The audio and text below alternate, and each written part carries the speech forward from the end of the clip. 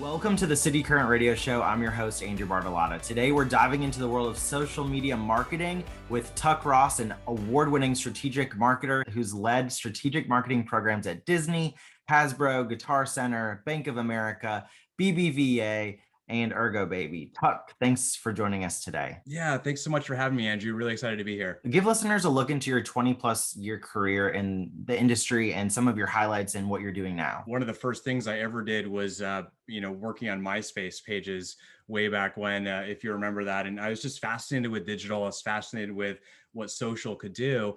And I jumped into business really at this time where digital was becoming a thing. And social was not really a business thing at that point. And moving through my career, as you mentioned, through Disney, Hasbro, which, working on strategy for G.I. Joe, Transformers, My Little Pony, and all brands that we know, into, even now financial services, heavy focus on the consumer, but also thinking about how do these industries change? How do you continue to find and deliver value in new ways, moving from traditional to digital? And most of these models now being 100% digital, thinking about how you create not only efficiencies, but drive outsized growth as you see continued disruption anywhere from entertainment, where I started, retail, e-commerce and so forth, now into, banking, payments, and beyond. I love that you mentioned MySpace because that really is sort of the original social media network that so many of us grew up with. And people ask, like, where'd you learn to code? And I'm like, MySpace layouts because I wanted the background to be different. Or like that's Yeah. really my first freelance projects where like in high school, they'd be like, can you change my MySpace? Can you design a background for me? Sure. I'll give you a gift card to Chick-fil-A or whatever. And you're like, okay, cool. So it's funny that people really used it as a platform to connect with others, but really as a launching pad for so many social media influencers and those that would work in the industry. Yeah, no, you're absolutely right, right? And I think a lot of that continues. We didn't realize at the time that MySpace was a way to connect as a CMS. It wasn't even really called social networking at the time. But to your point, right? I was helping bands think about, like, how do we tell people about our shows? And none of us had any money, but we wanted to let everyone know. And it was actually the best space to do that. And, that was early lessons in virality and, peer-to-peer networking and connection, and, and people finding things that were interesting, especially around, music, and being able, like, oh, this is so cool, I want to share it with a friend, and seeing that take off in that way. Yeah, and when we think about social media networking with MySpace, you had the layout with the different backgrounds and themes, and you had your top 8 and you had your music, and there was a lot going on. It was very there was a lot of customization. And now you've got social media networks like Clubhouse where it's really stripped down to just like an audio room. So, I mean, it's as we know, social media is an ever-changing landscape. And with Clubhouse coming on the scene, it's really been a trending use of audio rooms where even larger social media networks like Facebook, Twitter, even Spotify have jumped onto creating their own like in-network apps for audio rooms. For those who are not familiar with Clubhouse, give them a sense for what it is and why you love it so much. As you look at a lot of these social networks, some of them are just, to your point, more niche, and they're more focused. And a lot of them are replicating models that we've seen previously. We're on radio in some places, for what, you and I are talking about. Radio was an early version of sort of what Clubhouse is now, which is sort of that talk show format. It is audio only. You don't have the opportunity to see anybody. And it is often a small stage of people, anywhere from one to, it could be as many as you want, but usually good formats around 12 max, where you're having a conversation around a topic and an audience is listening. You can see the audience, you can pull them up, on stage to talk with you, but in general, they can't comment or talk to you, much like a radio show.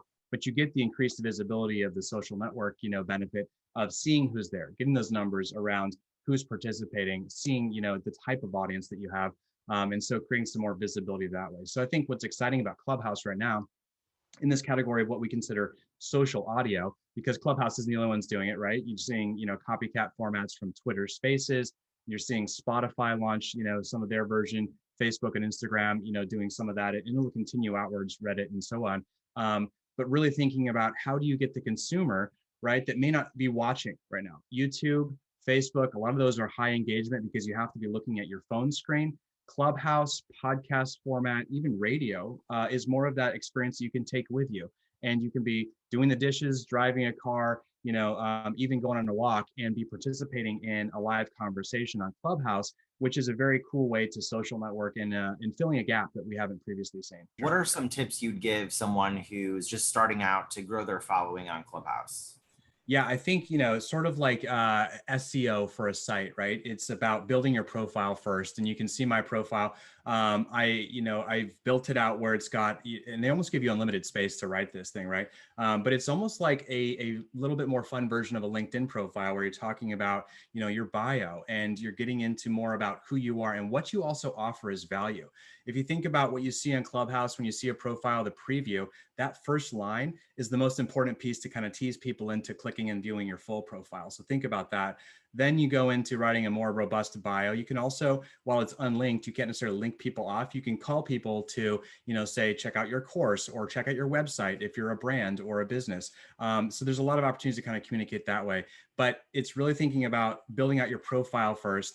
And then if you're jumping in to get engaged, following the right people is really key to surfacing those types of rooms in the hallway, which is the main feed when you hop into the app, to help you find what you want to talk about or listen to, right? Whether it's marketing in my case, right? Or maybe you want to talk about cars, or you want to talk about, small business or nonprofits. Thinking about those different types of things, following people that that are in that space, maybe, just by uploading your contact list is a good way to start doing that. And Clubhouse will prompt you off that right at the beginning. But then diving into those rooms and engaging with people in those rooms is a really good way just to start building your network. Once you feel comfortable, you mentioned people were raising their hands. Raise your hand. That signals that room, the speakers in that room, that you may have something to add to the conversation. Be appropriate, right? Come up on stage, make your point, or ask your question. And that, will give you visibility to the room. People may want to follow you, check out your profile after that conversation, especially if you're making a point or delivering some type of value in that moment. So that's a really kind of, first steps to get engaged. A lot of it is just then time and participation. Clubhouse is time consuming. So, you see a lot of the individuals that have massive followings, and massive at this point is, maybe tens of thousands, because it is sort of hard to get a large following that's beyond that at this point. But those individuals are spending 5-6 hours a day on the platform and creating a ton of content. If you're a casual, engager, that's fine to have a small audience. As we say on any platform, the key is about engagement and having a tight following of people that care about the things that you care about, and making sure that they're participating with you. Very interesting. So now we're going to shift from an audio only social media network to one of the most visually centric social media networks that I think is out there, and that's TikTok, which you're also an expert in. You grew your TikTok following from to over 40,000 in just around 4 months. And you started with your first 1,000 in 10 days. And on your website, you have a 10-day TikTok challenge. Talk about what people can learn on your website to help jumpstart their follower growth. Yeah, so my website's tuckross.com, tuckross.com. I'm sure they'll be in the show notes as well. Appreciate you calling it out. I think the fun thing for me about TikTok, as with any of these platforms, and we talked about how some of them launch in a niche fashion, TikTok in some ways, if you remember Vine, a little bit similar format, a little bit longer, right? But it's highly visual. It takes over your whole screen space when you're in there, almost like Snapchat, but it's a much more viral version of that. And the whole goal of what TikTok is trying to do is to get you to watch, much like YouTube. And they've created their algorithm around helping individuals find and connect with others who have a similar sense of humor, similar mentality, and engage around the same content. And that's really all it is just about watching short video format. It's not really about, a ton of commenting or threading or, the different things that Facebook is in its way. And it's a much more fun and less frictionless environment, or more frictionless environment than, say, Instagram, for example, which has become obviously very heavy in terms of some of the UI, but also in terms of, what I'd say requirements for participation, which there's some hesitancy, right? To post on Instagram. You're like, is this a good photo? I don't know. There's a lot more authentic, loose, casual content on TikTok, which I think makes it much more approachable for some. If you look at the key influencers that are on the platform that have done really well, most of their primary content is done in their bedroom, right? And these are teens knocking out of the park, doing really funny commentary. And some of it's just the same format, same backgrounds all the time, but really creative in terms of execution. And so TikTok is heavily focused on the content, the actual theme of the content, and creating, you know, success there. As I jump into any platform and see something new that's out there, I just want to hack it. I want to figure out how it works. And partially for me is understanding it for the business perspective, right? Because I want to be able to help individuals, businesses, entrepreneurs, even large businesses like the ones that I work with, understand the value of participation and if it makes sense to be there or not. And so I try to figure out very quickly how it works, how to drive growth in the platform. And to your point, you know, I think it was very quick for me to figure out, okay, if you do this, try these things, you can get, you know, followers by, you know, doing that in a rhythm. And so there's some very consistent points, which I do go through in my 10-day challenge, which is free, by the way. It's just for fun and to get anyone started who's interested in TikTok. But it's really about consistency, number one. That's the key for any social platform, is posting consistently. The algorithm recognizes you for being there, checking in every day, and also, you know, engaging with others' content. Consistency in posting, right? So Andrew, if you're getting started on TikTok, posting a video every day seems like a burden, right? You're like, I don't know if I have enough ideas to, you know, continue to populate this channel.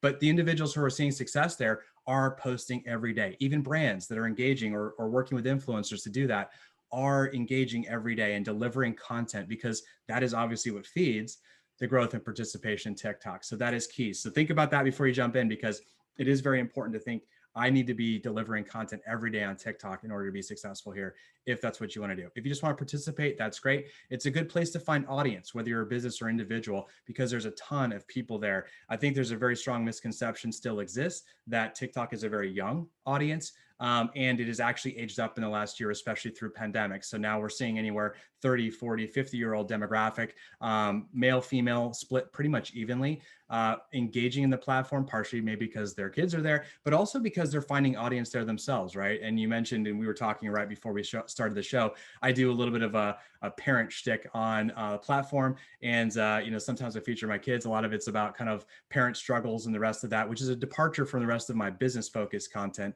But I just wanted to kind of see, you know, if I can engage as a consumer and how to grow it that way. And there's a big audience there for that as well on the platform. So it's about some experimentation and refining really about what your niche is and driving really hard into that, because TikTok will reward you for that focus. Well, I think too, when you talk about experimentation, it is interesting that you brought up, you know, your TikTok is focused around, you know, the hashtag TikTok parent. And then, you know, you've got some great tips on social media marketing, but your LinkedIn might be more business focused. So I think a lesson that a lot of people can learn from this too is to not post the same thing on every platform, because there is different demographics, but also different tools, resources on those platforms that makes sense that you would sort of experiment with each one to see what sticks for your following.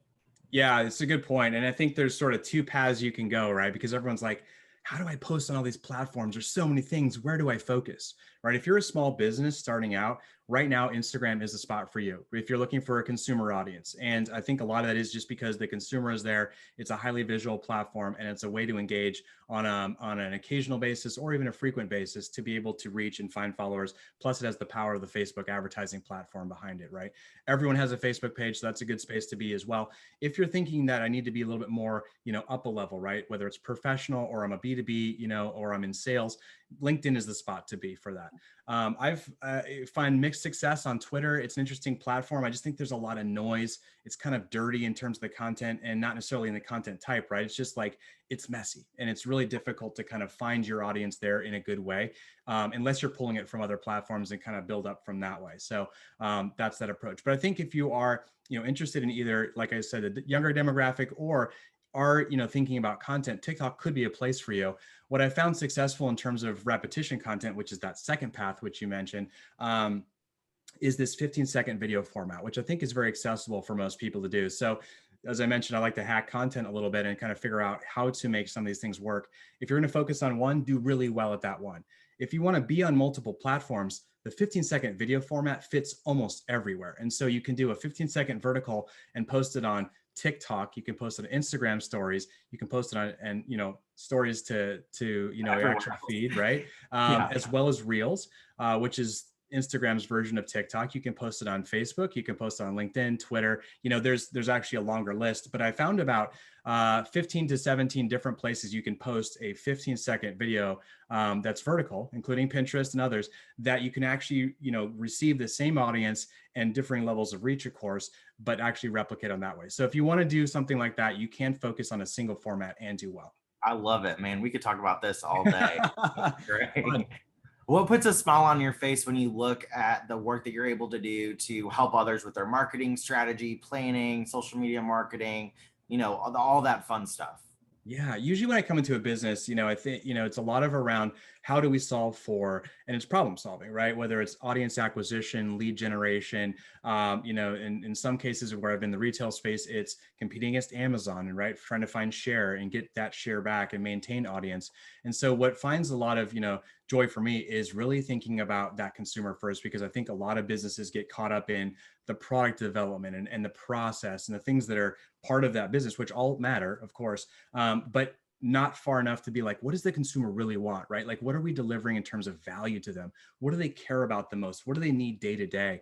And when you figure that out and ladder it back, the whole thing becomes successful at that point. Because as I've done that, gone into each business, it's, doing a full examination, but really getting to like the nitty gritty of who is the consumer, what makes them tick, why are they here for us, who are the ones that really love us and why do they love us? Finding those stories and bringing that in and then being like, how do I replicate that, is really where a lot of that success comes from. And then thinking about ways to echo that outwards into, whether it's advertising or even organic social media, in this case, like we've been talking about, is a really good way to think about getting that story out there of your consumer that is happy with the product, that is happy with the brand and business, because they're the ones who are shaping the brand, the opinion of the brand. They're telling their friends, they're creating that word of mouth and be able to carry it further. So, seeing all that work, and we'll call it the funnel, in a formal way, which is thinking about how does someone make a purchase decision and what comes ahead of that. It's also, informing that consumer of all of what we do every day, which is thinking about, what do I want? How do I, what do I need? What do I care about? What do I want to buy and why do I want to buy it? And helping people make those decisions in an informed way. Where can people go to learn more about you, follow you, support your efforts, and more? Yeah, I'm at tuckross.com, and hit me up if you have a question about marketing, just want to chat. I do have the 10-day TikTok challenge. I'm releasing sort of mini courses as I go, because I just think it's helpful for people to, some of these things are way too complex, right? So a lot of this is just like, here's how to get started. Here's how to get engaged, whether it's Clubhouse, TikTok, Instagram, or otherwise, right? And thinking about also, what is your marketing plan? How does that tie back to your business? What is your strategy, so that you're going in an informed way and not just wasting your time there? So check out tuckross.com and hit me up. And happy to chat anytime. Well, Tuck, thank you so much for coming on the City Current Radio Show. Thanks for having me, Andrew. Really appreciate being here. Good chat.